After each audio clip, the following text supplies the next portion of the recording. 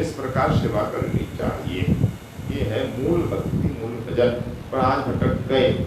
ठाकुर सेवा हम कर रहे हैं, मंदिर है, आश्रम है, ठाकुर की सेवा उत्सव आयोजन कर रहे हैं, पर उन उत्सव आयोजनों का मूल उद्देश्य आज भूलते जा रहे हैं। मूल उद्देश्य क्या? ठाकुर को सुख देने के लिए उत्सवों का आयोजन, कीर्तन, कथा, सत्संग, भंडारे, फुलबंगला आदि जो आयोजन है केवल ठाकुर को सुख देने के लिए, न कि जनता को आकर्षण करने के लिए, न कि धन अर्जन करने के लिए। पर आज भटक गए, इसलिए उत्सव तो कर रहे हैं, जो ठाकुर का सुख उधर हमारा ध्यान नहीं है। इस उत्सव से अधिक हीन कैसे हो, कैसे धन का आगमन हो, बस इस ओर दृष्टि रह गई है। इससे क्या हुआ ना, मूल उद्देश्य भटक गया। इससे प्रभु संतुष्ट नहीं होंगे। हमको भीड़ से क्या लेना देना भाई? हमें तो ठाकुर सेवा करनी, ठाकुर को सुख देना। कोई आए ना, अच्छा नहीं आया, अच्छा तो कोई नहीं आएगा, धन कहाँ से आएगा, सेवा कैसे करेंगे?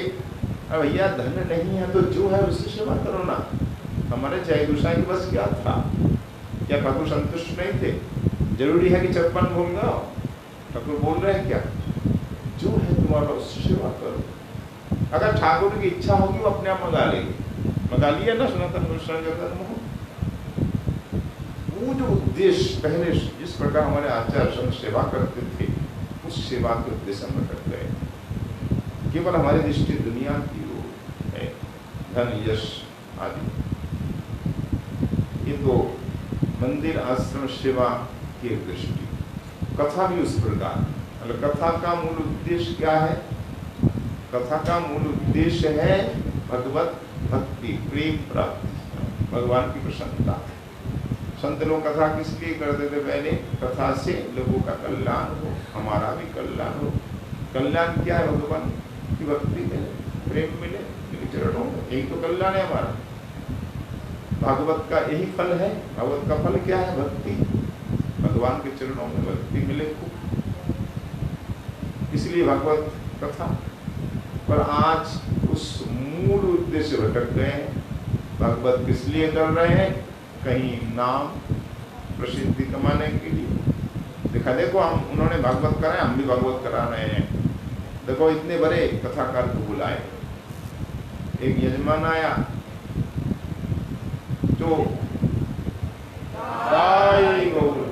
जय जय श्री राम, जो कुछ यहाँ बोला जा रहा है हमारी बात नहीं, संतों की जो बोल रहे हैं उनकी बात। भट्ट जी बोल रहे थे कल भागवत जयंती तो कल ही हुई, नवमी से भागवत शुरू हुआ ना। श्री सुखदेव जी ने भाद्र शुक्ल पक्ष नवमी के दिन ही भागवत की शुरुआत करी, पूर्णिमा तक। तो जिस दिन शुरुआत उसी दिन जयंती होनी चाहिए, विद्वानों का मत है। और कुछ विद्वानों का मत जिस दिन भागवत पूरी हुई उस दिन जयंती। तो कहते हैं पूरी हुई उस दिन जयंती क्यों? जिस दिन शुरू हुई उस दिन जयंती। तो नवमी कुछ है, तो बहुत जगह कल मनाई गई भागवत जयंती। उसमें दास भी गया था, कुछ विद्वानों का सम्मान भी हुआ। उसमें दास का भी 5 जने का सम्मान हुआ। भट्ट जी थे, मैं था और भी 3 विद्वान थे। तो बहुत देर तक चला। भट्ट जी ने बहुत कुछ कहा। देखो आज मूल उद्देश्य भटकते हैं। भागवत कथा का मूल उद्देश्य क्या है? ठाकुर मंदिर, ठाकुर सेवा का मूल उद्देश्य क्या? भगवान का सुख, हमारा कल्याण, जगत का कल्याण। ठाकुर के दर्शन करेंगे लोग, लोगों का कल्याण होगा, हम पूजा हमारा तो होगा ही होगा। पर मूल उद्देश्य ठाकुर की सेवा भक्ति करने। कथा भी ठाकुर की सुख के लिए, जगत का कल्याण होगा। पर आज कथा का सेवा का, मंदिर का ही मूल उद्देश्य बदल गया है। केवल अधिक से अधिक भक्ता में, दर्शनार्थी में अधिक से धन का आगमन हो, इसलिए नाना प्रकार की चेष्टाएं होती है। प्रदर्शन भी होता है, आडंबर भी होता है। कथा में भी उस प्रकार आडंबर होने लगा है। केवल मूल उद्देश्य रह गया कैसे धन का आगमन हो, कराने वाले का भी उद्देश्य कैसे हमारा यश हो। हम करा रहे हैं, बस उन्होंने कहा हम कराएंगे। उन्होंने इतने बड़े वक्ता का, हम इतने बड़े वक्ता को बुलाए। तो वक्ता बड़ा छोटा का पैमाना क्या है? जिनकी अधिक दक्षिणा वो बने। एक बार आए यजमान वृंदावन में, तो यहाँ तो खान है पंडितों का वक्ता के पास, तो वक्त पूछा गया कि आपकी दक्षिणा कितनी है? अच्छे वक्ता विद्वान पर धन की दृष्टि थी कि इसकी दक्षिणा जो आप दे। सुनकर उठ के चले गए, बाद में बोला अरे ये वक्ता हमें नीचे, ये दक्षिणा ही नहीं, बोल जो दे दे। अरे वक्ता तो वो श्रेष्ठ है जो लाखों लेता है। अगर 1 लाख लेता हो 5 लाख वो बड़ा वक्ता होगा, 5 लाख लेता उनके पास चलो। अधिक दक्षिणा वाला भी बड़ा होता है। जैसे आपके नेता, अभिनेता, कलाकार, वो इतना ले तो वो बड़ा होगा। ये दृष्टि बन गई है लोगों में। कई लोगों से बातचीत है, उनको ऐसा ही लगा, हमसे कुछ है, वो भी बोला अरे वो बड़ा वक्ता है, 5 लाख लेता है, ज्यादा लेने वाला वक्ता बड़ा वक्ता, तो उससे हम अवगत कराएंगे, हमारा यश होगा। तो भटक गए हम, यजमान भी भटक गया और हम भी भटक गए। इसलिए हमारा उद्देश्य को लोक रंजन रह गया। कथा हो, खूब प्रचार हो, पहले वक्ता ही बोल देते हैं देखो कथा तो होगी, जगह जगह होर्डिंग लगनी चाहिए, बैनर लगे, होर्डिंग लगे, खूब प्रचार हो, टीवी में प्रचार हो, तब हम जाए। तो क्या है, पहले प्रचार हो, टीवी में कथा आनी चाहिए। क्या बोलते हैं, लाइव है कि नहीं, कम करेंगे, बिना लाइव करते भी नहीं आज बड़े बड़े वक्ता। तो ये क्या है, और लाइव में को प्रचार करेंगे अपना, अपनी संस्था का दाम दो। तो ये कथा से हम भटक गए, यजमान भटक गया, उनका भी प्रदर्शन रह गया है।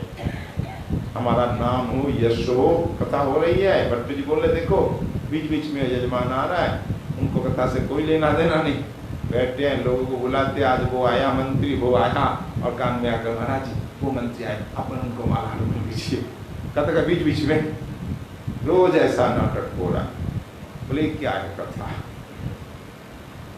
कथा जिस उद्देश्य से कर रहे हैं वो उद्देश्य हमें है नहीं। कथा से हम उनको लेना दे रहे, लोगों को बुलाना और नाम कमाना, ये आजकल हो रहा है। तो ये कथा नहीं, सेवानुभक्ति रही। संक्षेप में आ जाए तो भक्ति, कथा, सेवा वो है केवल हम प्रभु के सुख के लिए करें, उसमें लोग आए नहीं आए हमें कोई मतलब नहीं। आज भी जो भागवत के प्रखर विद्वान हैं, उद्भट भागवत के मध्य को, सार को जानते हैं, उनकी कथा में 10-20 श्लोक ही आते हैं। क्या उससे उनको भी दुख है? बोला हमें क्या लेना देना, हमें तो भगवान को सुनाना है। और जो भागवत जानते नहीं, श्लोक नहीं बोल पाते, उनकी कथा में खूब भीड़ होती। एक वक्त यूँ बोल रहे, देखिए एक वक्त ऐसे है, यूँ बार बार यूँ कर रहे हैं और कथा कर रहे हैं और श्लोक तो कभी बोलता ही नहीं। अगर पूछा गया आप श्लोक क्यों नहीं बोलते हैं, 1 बार 2 बार पूछा, 3 बार, तब गुस्सा आया, अरे तुम क्या इस श्लोक में ही रहोगे, हम तो उस श्लोक की बात कर रहे हैं। श्लोक मतलब श्लोक, तुम इस श्लोक की बात ही करते रहोगे, हम उस श्लोक की बात कर रहे हैं, तुम किसकी बात कर रहे हो? तो इन वक्ताओं का भरमार है, लोग भी जाते हैं दुनिया उनके पास, अच्छे जो विद्वान हैं उनके पास भीड़ नहीं है। क्यों ऐसा है? क्योंकि जो लेने वाले वो योग्य है, दुनिया क्या जाने भीड़ चाल है। तो इसका मतलब क्या है, वो वक्ता अच्छा नहीं है। जो कुछ नहीं जानता, कुछ नहीं आता, उनकी कथा में लाखों भी तो वो श्रेष्ठ हो गए, ये पैमाना नहीं। श्रेष्ठ के पास कम ही आते। उसके लिए उदाहरण देखिए, चाय की, पान की दुकान में बड़ी भीड़ होती है, सब्जी की दुकानों में, फलसारी की यहाँ पर, क्या सोने की दुकान में भीड़ होती है, स्वर्णकार की यहाँ, चोरी की यहाँ, वहाँ कम भीड़ होती, एक का दुक्का ही कोई जाता है हीरा मणि माने की लेने, है ना। तो जोहरी के पास भीड़ होती है, तो क्या फिर वो छोटी दुकान है, इसका यही मतलब है? बोले नहीं। तो विद्वान जो वो भीड़ नहीं चाहते, जनानंदी नहीं चाहते लोग हमारे पास आए, वो भीड़ नहीं चाहते। भजनानंदी का तो यही आदेश होता है, बाबा क्या सेवा करे, सेवा कल से मत आइयो, बस जा, यही सेवा। रामकृष्ण पंडित बाबा के पास कोई आता तो कहते बाबा कुछ सेवा, सेवा यही है ना, कल से मत आइयो हमारे पास, आगे कभी मत आइयो, यही सेवा है। जो सचमुच भजनानंदी वो चाहते ही नहीं लोक रंजन, हमारे पास लोग आगे भीड़ हो देखो, इसे भजन में डिस्टर्ब होता है, भजन ही नहीं हो पाता है, इसलिए वो चाहते नहीं कोई हमारे पास, इसे छिप कर भजन करते हैं और स्थान बदलते रहते हैं। तो ऐसे जो अच्छे वो लोग संत है, भजनानंदी संत विद्वान, वो चाहते ही नहीं लोक रंजन भी, वो केवल ठाकुर को लाल लगाते हैं, ठाकुर से उनकी लीला होती, ठाकुर की सेवा में। इसलिए हम आए हैं, मनुष्य जीवन का वही तो उद्देश्य है कि हमारा उद्देश्य लोकरंजन है, हमारा उद्देश्य भगवत रंजन है। उनको सुख दो, उनकी सेवा करो, उनसे लाल लगाओ। दुनिया वालों से लाल लगा के होगा क्या, कोई साथ जाएगा क्या, कोई साथ जाएगा, ये आपका साथ देगा? विपत्ति में कोई नहीं देगा, विपत्ति में साथ देगा कौन? एक ठाकुर ही देगा ना। अभी एक कहानी लिखी हमारे विजय प्रभु ने फेसबुक में कि एक टिटियाई को एक पर्स में पैसे थोड़े बहुत थे, एक फोटो था श्री कृष्ण भगवान छवि थी। बोले किसके पर्स? एक बुढ़ा सा बोला माली हमारा, क्या प्रमाण तुम्हारा? उसमें ठाकुर जी की छवि है। अरे ठाकुर जी बोले किसी भी नहीं हो सकती है। बोले नहीं हमारे। कैसे प्रमाण दिया? देखिए सुनिए पहले मेरी कहानी कि मैं ये सब प्रसंग भले ही छोटा ऐसे हल्का फुल्का पर है, उसमें उपदेश अच्छा है, मर्म अच्छा है, सार अच्छा है। देखिए पहले मैं जब नौकरी करता था, मैं सुंदर देखने बैठता बैठता, तो मैं अपने पर्स में क्या करता, मेरी एक छवि रखता था, अपनी छवि, मुझको अपना चेहरा अच्छा लगता था। इसकी वजह मेरी शादी हुई तब ने पत्नी बड़ी सुंदर थी, हमसे भी सुंदर, तब मैंने उस दिन से पत्नी की छवि उसमें रखने लगा।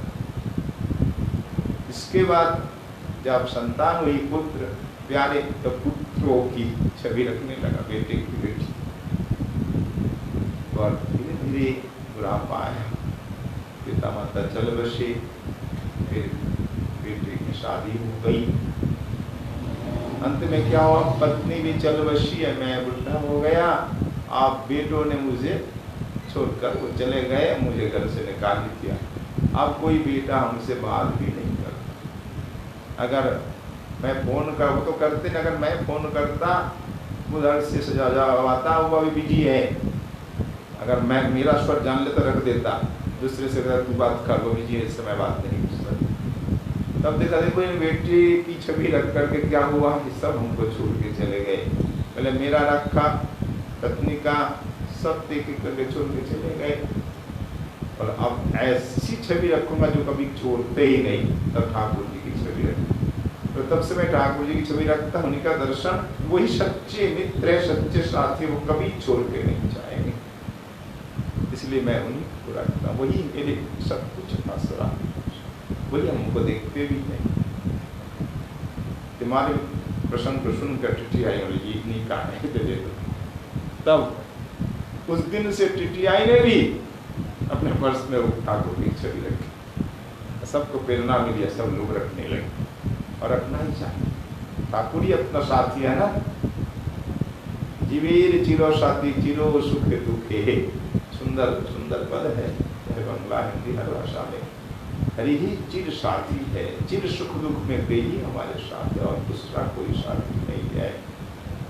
कुंती मैया ने लिखा, ठाकुर तुम ही साथी हो, हमारा मोह इन पांडवों पर, पुत्रों पर नहीं हो, केवल तुम पर, तुम पर। क्यों? सबसे बेटा सबसे प्यारा होता है ना, पर नहीं, पुत्रों में मोह हो तो इस प्रकार कि ये तुम्हारे भक्त है, सखा, इस दृष्टि में हो कि न कि हमारा पुत्र, इस दृष्टि से मोह नहीं हो। इतना सुंदर माँ का उपदेश है का। कि अपने पुत्र में मोह हो किस कारण, हमारा पुत्र भजन करता है, भक्त है तो होना ठीक है, अगर भक्त नहीं, भजन नहीं करता तो उस पुत्र से मोह कभी नहीं होना चाहिए।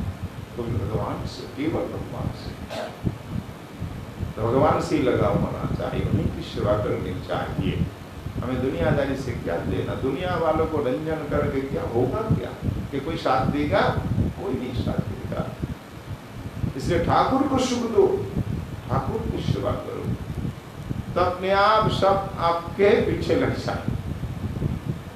प्रहलाद जी ने तो कहा ही था, भाई बिंब को सजाएंगे उससे क्या, प्रतिबिंब को सजाएंगे क्या बिंब सजेगा? शीशे में अपना प्रतिबिंब परछाई, उसमें माला पहना रहे, चंदन लगा रहे, जैसे ही बिंब हट गया उसमें कुछ रहा, शीशे में दिखेगा कुछ? आप वहाँ खड़े हैं तब तक तो प्रतिबिंब दिख रहा है, हम प्रतिबिंब को सजा रहे हैं। जैसे आप हिल गए तो चंदन कहीं, माला कहीं, आप हट गए तो कुछ नहीं रहा। तो बिंब, प्रतिबिंब को सजाने से कुछ नहीं, बिंब को सजाओ। बिंब क्या है? भगवान, भगवान को सजाओ, उनकी सेवा करो तो सबकी सेवा हो जाएगी। भगवान की सेवा करोगे सब प्रसन्न होंगे। जेनार्चित हरि तर्पितानि जगन्त विपद पुराण के वचन है, जिन्होंने हरि का भजन किया है संपूर्ण जगत को तृप्त कर दिया है। रंजन्ति जंतवस् तत्र जंगमा स्थावराति, हरि भक्त के प्रति स्थावर जंगम सब अनुरक्त हो जाते। इसलिए दुनिया को अलग से अनुरक्त करने की, सुखी करने की चेष्टा नहीं करनी चाहिए। जैसे पेड़ है, मूल में जल देंगे तो पेड़ की शाखा, पल्लव अपने आप प्रफुल्लित होंगे कि नहीं? सब अपने आप, अलग से देने की आवश्यकता नहीं। उसी प्रकार ठाकुर की सेवा करेंगे तो समस्त देवता, पशु पक्षी मनुष्य सब संतुष्ट हो जाए। अलग अलग संतुष्ट करने की आवश्यकता ही नहीं, ठाकुर संतुष्ट हो, बस यही दृष्टि हमें हमारी रहनी चाहिए, केवल उनका सुख, उनकी सेवा। तो वृंदावन वासियों की यही चेष्टा है। आज ठाकुर वृंदावन आए हैं, समस्त पशु पक्षी दुर्लताएं से गोविंद को सुख हो, उसी प्रकार चेष्टा व्यक्त कर रहे हैं। नंदा देवी ने यही आदेश दिया था, तुम इस प्रकार प्रदर्शन करो, अपनी अपनी वस्तुओं से ठाकुर की सेवा करो, जिससे श्री गोविंद संतुष्ट हो। और रस की बात है कि गोविंद के हृदय में राधा रानी की स्मृति आवे, ऐसी चेष्टा करो। वो तो एक साधारण बात है, आम जनता के लिए, समस्त भक्त के लिए भगवान का सुख हो, केवल उसी में दृष्टि रख करके सेवा करो। और वृंदावन रस की बात अलग है, यहाँ इस प्रकार सेवा करो, वहाँ प्रदर्शन करो, जिससे गोविंद के हृदय में राधा की स्मृति आवे और गोविंद को राधा में दिखे समस्त वृंदावन। तो ऐसा ही पशु पक्षी कर रहे हैं और गोविंद के हृदय में राधा की स्मृति आ रही है। आज सर्वत्र राधामय ठाकुर देख रहे हैं, जहाँ दृष्टि बढ़ रही वहीं राधा की छवि दिखाई दे रही है। मोर नाच रहा है, मोर पिच्छों में श्री गोविंद क्या देख रहे हैं? ये तो हमारी किशोरी के बाल है, मुक्त केश। हिरणी ठाकुर की ओर देख करके चंचल नयनों से दौड़ रही है, तो श्री गोविंद को लग रहा है, देखो देखो हिरणी के नेत्र तुम्हारी किशोरी के नेत्र है। लता में फूल खिला हुआ है, उसमें भ्रमर भी बैठा है और पल्लवों से कभी कभी वो फूल ढक रहा है। ऐसा होता है, हिलती रहती है लता, तो कभी कभी फूल के गुच्छे शाखाओं से ढक जाते हैं। तो गोविंद को लग रहा, ना ना ये लता नहीं तो गोपी है, देखो ये घूंघट फूल है मुस्कान, और ये पल्लव है घूंघट, घूंघट मार करके टेढ़ी चितवन से मेरी ओर देख रही है, तो गोपी है, तो राधा रानी। तो हर वस्तु में श्री श्याम सुंदर को राधा दर्शन। हमारे कविराज गोस्वामी सुंदर लिखते हैं, परिवेशन कर रहे हैं। अब उन्होंने क्या देखा कि सामने अनेक फलदार वृक्ष है। पहले तो देखा, कल आपने सुना है कि चिड़िया की आवाज, कहीं चिड़िया बोल रही, कहीं हंस बोल रहा है, कहीं सारस पक्षी बोल रहा है। तो ठाकुर को लग रहा है चिड़िया की ध्वनि में ये तो राधा रानी की चुड़िया बज रही है, कंगन बज रहे हैं, हंस नहीं, ये तो राधा रानी के करूने बज रहे हैं, ये सारस नहीं, राधा रानी के नूपुर बज रहे हैं। क्या किशोरी आ गई क्या? चारों ओर श्याम को देखने लग गए।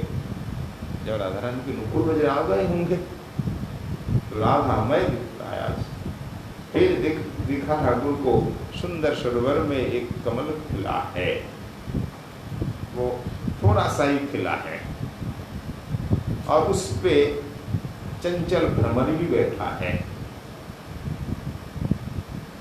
और सुंदर सुगंध चारों फैल रही है।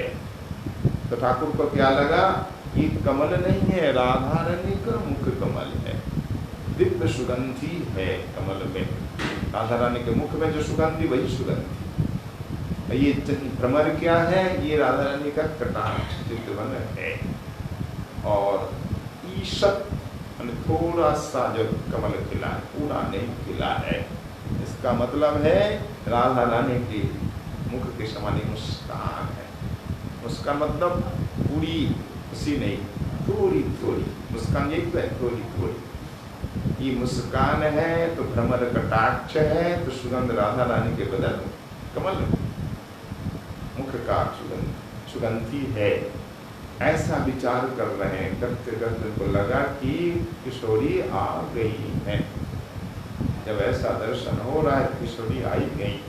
फिर चारों ओर श्याम सुंदर दृष्टि मारने लगे, इधर उधर, कहाँ आई है, कहाँ छिपी है राधा रानी।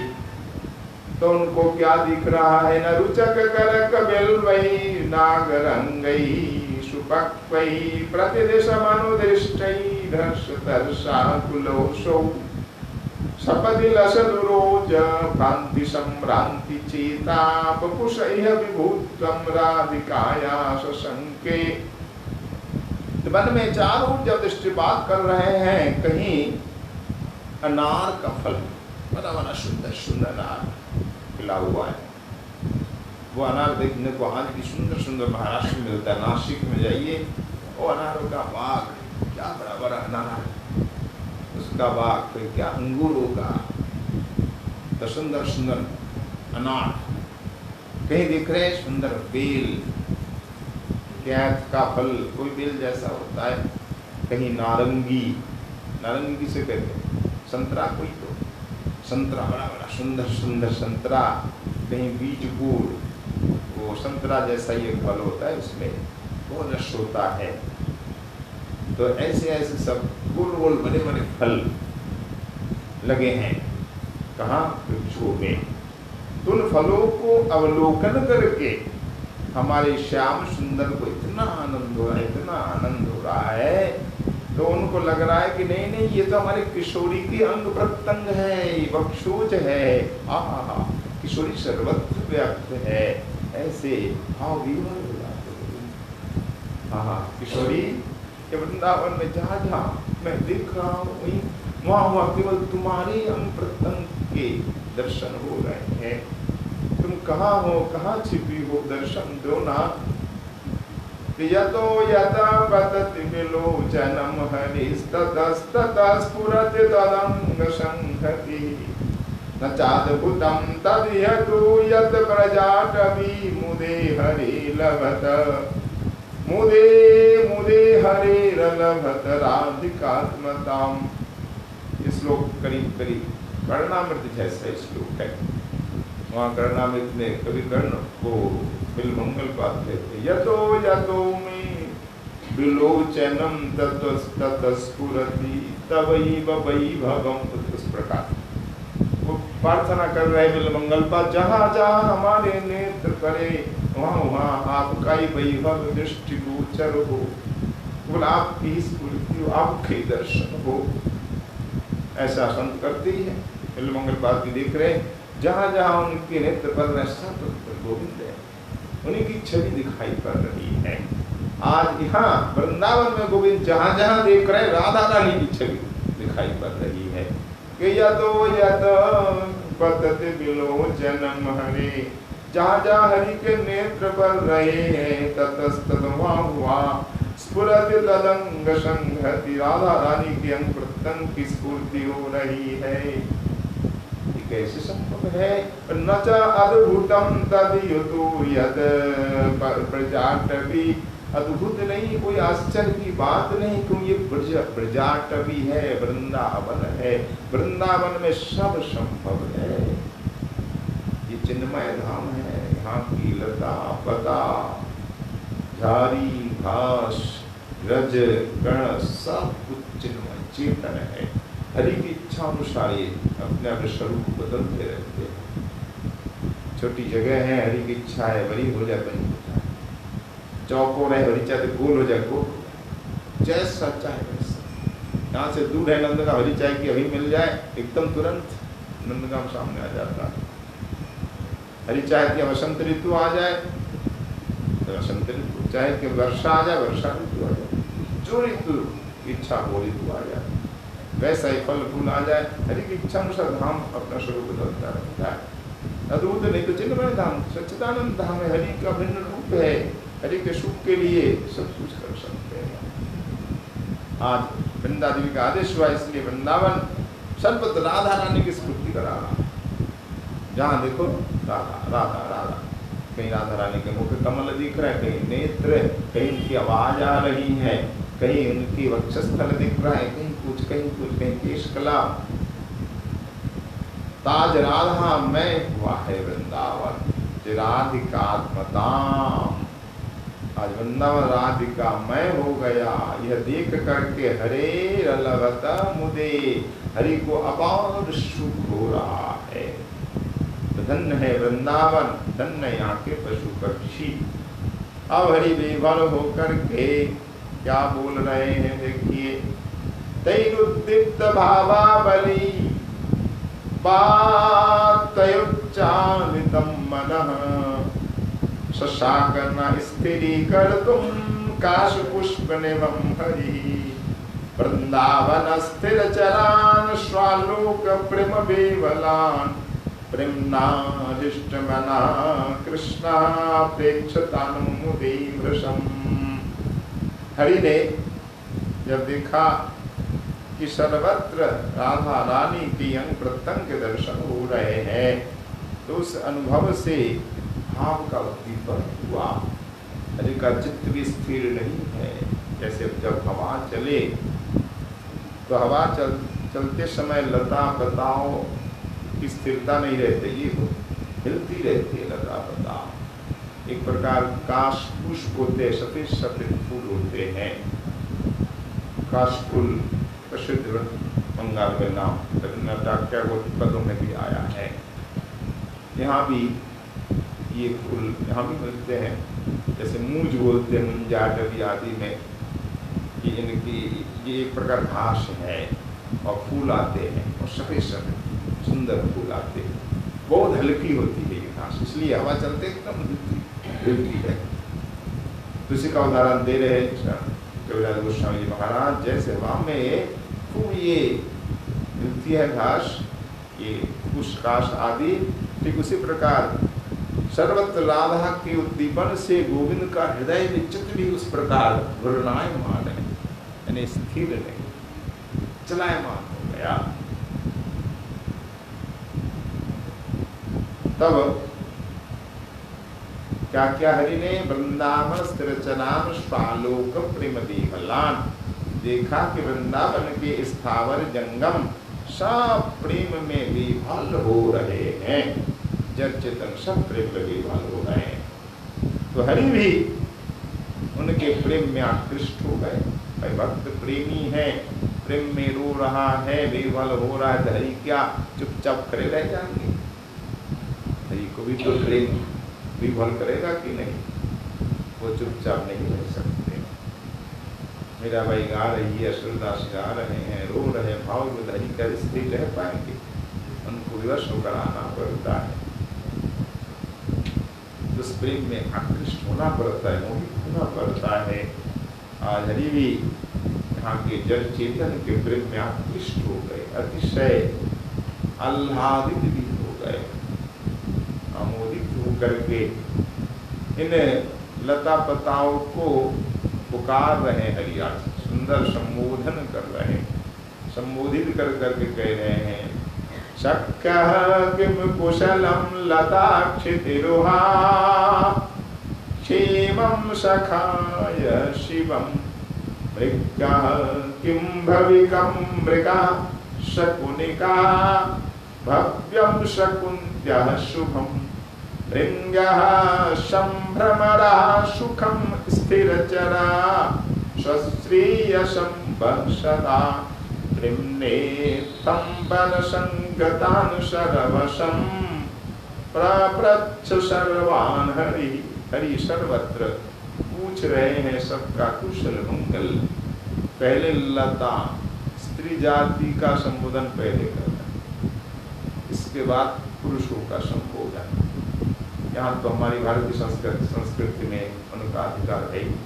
सबसे पहले हम राधा काम देखते हैं, राधा फिर कृष्ण, सीताराम, राधा कृष्ण, लक्ष्मी नारायण, उनका संबंध हमारे यहाँ पहले से ही है। इसलिए हमें ठाकुर भी पहले लताओं को ही संबोधित करते हैं। सख्या किम कुशलम लता, हे सखी लता, लताओं को सखी मान रहे सब। हे लता समूह, तुम हमारी सखी हो ना, सखियां तुम कुशल हो ना, लताओं से कहा। फिर चितिरुहा, हे द्रुम वृक्ष, तुम कुशल हो, तुम तो हमारे सखा हो। लता सखी है तो वृक्ष सखा ही तो है। क्षीमम, ठीक होना सखा। और शिवम मृग्यः, हिरणी तुम्हारा मंगल है ना। किम भविकम मृगा, हिरण तुम सुखपूर्वक हो।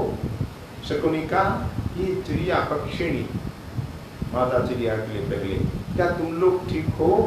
ये पक्षिणी कुल कुशल हो। भक्त्यम शकुत, है पक्षी तुम लोग कुशल हो, तुम्हारा मंगल है ना। पक्षियों से, पक्षिणी से, हिरणी, हिरण, लता, वृक्ष से तुमने कुशल पूछा, कुशल मंगल पूछ करके। भृंगः शुभम, हे भ्रमड़ी तुम्हारा मंगल है, कुशल होना। संभ्रमरः, ये भ्रमर तुम ठीक ठाक हो न। सुखम स्थिरचरा, तुम सुखपूर्वक हो। हे यहाँ के जड़ चेतन स्थिर चर, बोलो ना। सश्रेषम वह, तुम लोगों का कल्याण है ना, सदा कुशल होना। इस प्रकार हरि प्रेम पूर्वक सभी पशु पक्षी जड़ चेतन से पूछ रहे हैं, सरवश हर्ष पूर्वक, हर्षोल्लास पूर्वक। हरि की विभलता भी देखने लायक है। कभी कभी वृक्ष को आलिंगन कर, लता को आलिंगन कर रहे हैं, कभी मोर पे हाथ फेर रहे, कभी सुग्गा के ऊपर रहा। ये किताब हो रहे आज हरि का आशीर्वाद।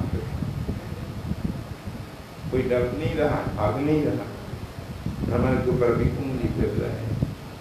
सुख हो, भ्रमर हो, पक्षी हो, कोयल हो, मयूर हो, सबको प्यार कर रहे हैं। तो प्रेमी तो हरि की विशेषता है, प्रेम माधुर्य उच्चार में प्रेम माधुर्य। अब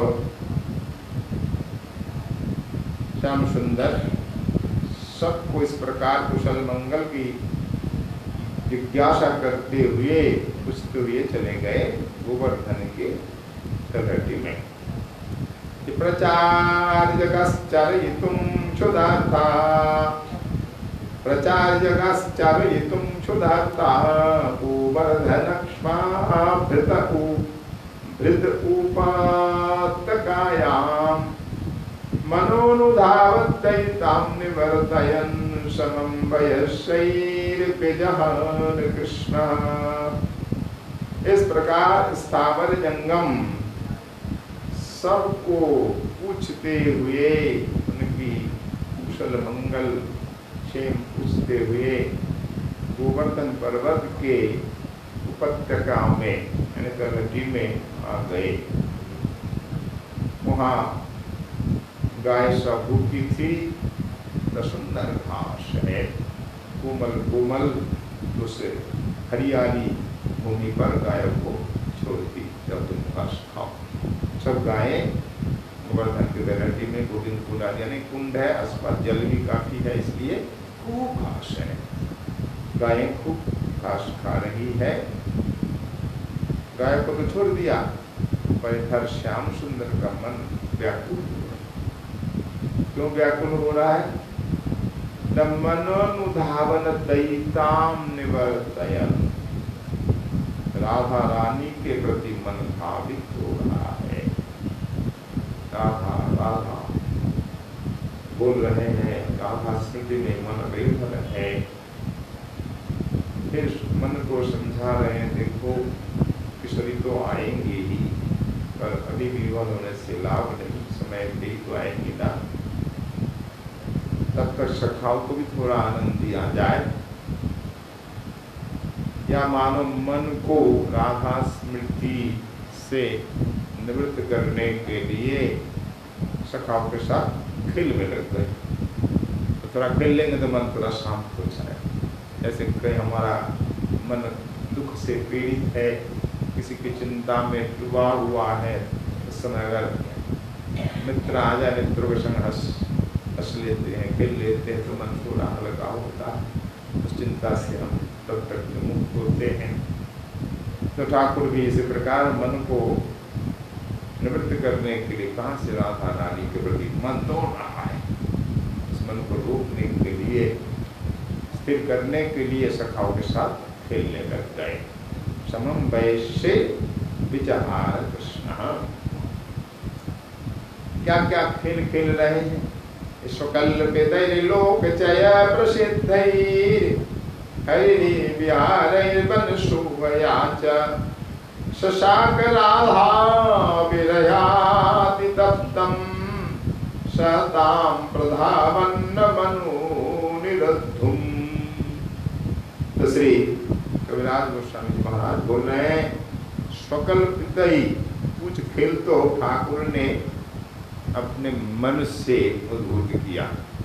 ये सखा नहीं जानती ऐसे खेल, मनोकल्पित ठाकुर ने कुछ खेलों को जो प्रागत किया। देखो ये खेलेंगे, आज ये खेलेंगे, अच्छा ये खेल कैसा होता है, सिखाते चलो।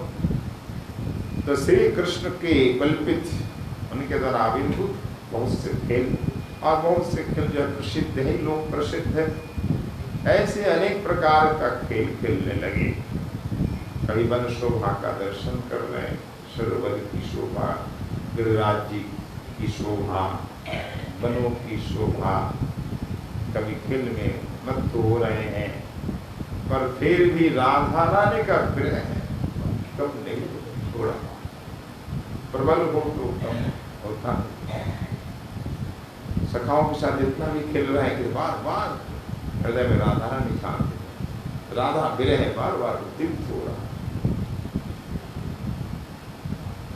तो शशाक राधा विरहाति तप्तं सतं प्रधावन्न मनु निरोधुम।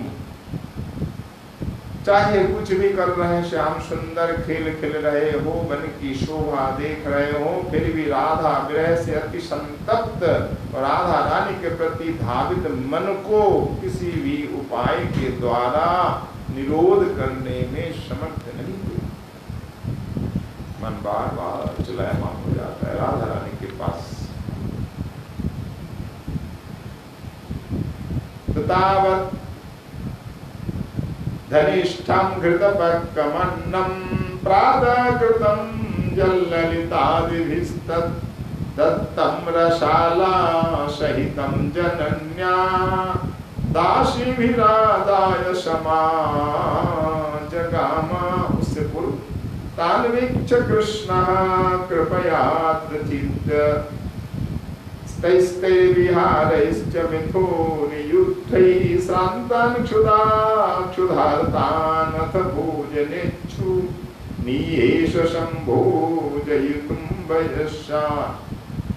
तब श्याम सुंदर मन को जो संभाल नहीं पा रहे थे, जो सखाओं के साथ खेल में पुनः लग गए और खेल में युद्ध भी करने लगे। जिसे कहते हैं द्वंद युद्ध, दोनों भुजाओं से युद्ध। तो द्वंद युद्ध करने लगे।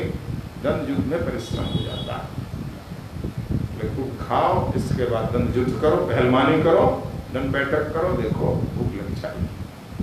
यहाँ के विद्वासी पहले बोलते थे, बोले हम बैठे बैठे 5 बार घी पी जाते थे, फिर घी को कैसे बचाते, फिर हम दंड बैठक करते, पहलवानी करते, फिर घी बचाता, नहीं तो घी नहीं बचे, तो घी आपको खा जाएगा। फिर एक विद्वासी थे, बोलते मैं तो दूध ही पीता था, बोले पढ़ने गया जयपुर, मिलता कुछ नहीं, दूध तो मिलता ही है, हम तो सब जगह खाएंगे भी नहीं, इसलिए 10-10 किलो दूध पीते, दूध पीते, घी पीते, इसी प्रकार रह जाते।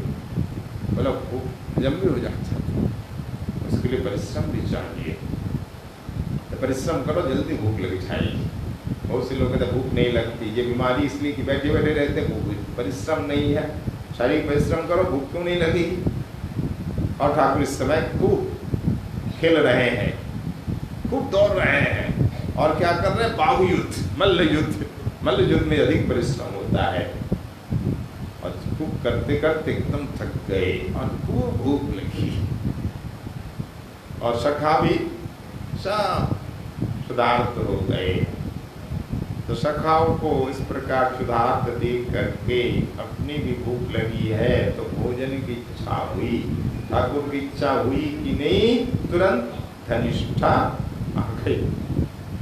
ललितादि सखियों ने प्रातः काल अनेक प्रकार की मिठाइयाँ बनाई हैं, घी के पकवान बनाए हैं, और यशोदा जी ने रसाला, कई गर्मी समय है, दोपहर के समय ये खेल रहे हैं, प्यास तो लगेगी इसलिए रसाला रहता है। तो ये सब वस्तु धनिष्ठा दासियों के साथ आ गई। यशोदा जी के द्वारा दिया हुआ रसाला शिखरिणी, और उधर सखियों ने दिया, ललिता दी ने जो घी के पकवान, ये सब लेके आ गए। धनिष्ठा को देख करके श्री कृष्ण बड़े संतुष्ट हुए। अरे धनिष्ठा, हमारे पिता माता ठीक है ना, मैया हमारे बाबा सब भोजन कर रहे ना, उन्होंने स्नान किया ना, फिर ठाकुर की पूजा करी, और सब लोग भोजन किया ना समय पे, सब पूछा। फिर धनिष्ठा क्या कहती है, आगे की लीला का वर्णन कविराज जी महाराज करेंगे। फिर पुनः उनकी कृपा से और आपके आशीर्वाद से कल आस्वादन किया जाएगा। आज इनके श्री गोविंद लीलामृत आस्वादन का विश्राम होता है। बोली श्री गोविंद लीलामृत की, श्री कृष्णदास कविराज गोस्वामी जी महाराज की, श्री राधा नयनानंद जो की आज के आनंद की। जय जय श्री राम।